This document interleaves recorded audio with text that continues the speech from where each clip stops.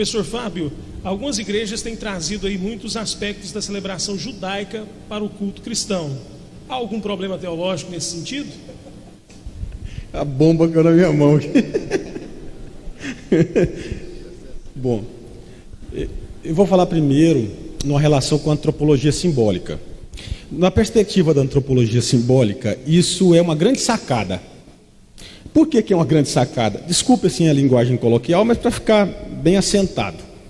Na antropologia simbólica, tudo é rede de significado, né? A partir de Clifford Geertz, o homem, ao mesmo tempo que tece esses significados, ele também é tecido por esses mesmos significados. Então, se há uma perda simbólica, um empobrecimento simbólico, no chamado racionalismo, com o chamado racionalismo protestante, na perspectiva weberiana, o que um evangelho de mercado, de consumo, irá propor?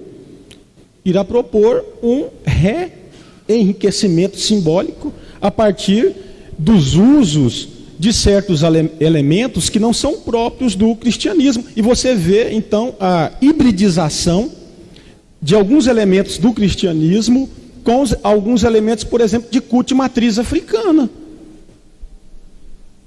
E não só isso. Eu estou falando de um extremo.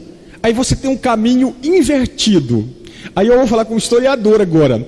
Por quê? Porque se a dura pena o cristianismo se divorcia do judaísmo desde os primeiros tempos, né, a partir do primeiro século, um dos documentos cristãos mais antigos, talvez você não tenha ainda, não teve essa curiosidade ainda, ele está inserido no próprio texto canônico. Está lá no livro de Atos dos Apóstolos, na altura do capítulo 15, que está lá uma carta, que é um documento cristão, um dos documentos cristãos mais antigos, que a comunidade cristã escreve a partir daquele colegiado apostólico, né, a partir das interferências de Pedro, de Tiago Justo, e com a presença também do incipiente obreiro, né, Paulo, e entre outros, escreve endereçada à comunidade de Antioquia. Aquela epístola, aquela carta, versava especificamente sobre isso, e quando você analisa o teor da carta, você percebe que ali está o germe dessa distância, desse distanciamento do cristianismo com o judaísmo logo no primeiro século. Eu estou fazendo citação aqui de um documento antigo cristão que está inserido no texto canônico. Aí você tem outros, quando vai para o segundo século, você tem os pais apostólicos.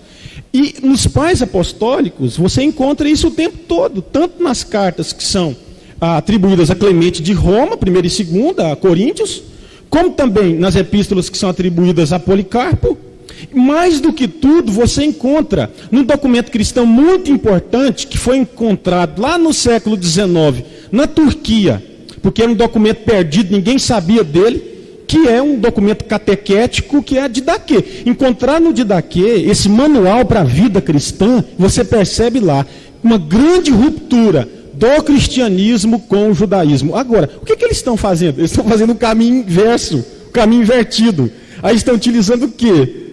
Todo o paramento judaico, né, que lembra o judaísmo, né, o kippá, o talide, e todo o paramento sacerdotal, réplica da Arca da Aliança. Então, para mim, isso é um artifício muito pragmático, com o objetivo de enriquecimento simbólico para tentar atrair fregueses ou clientes.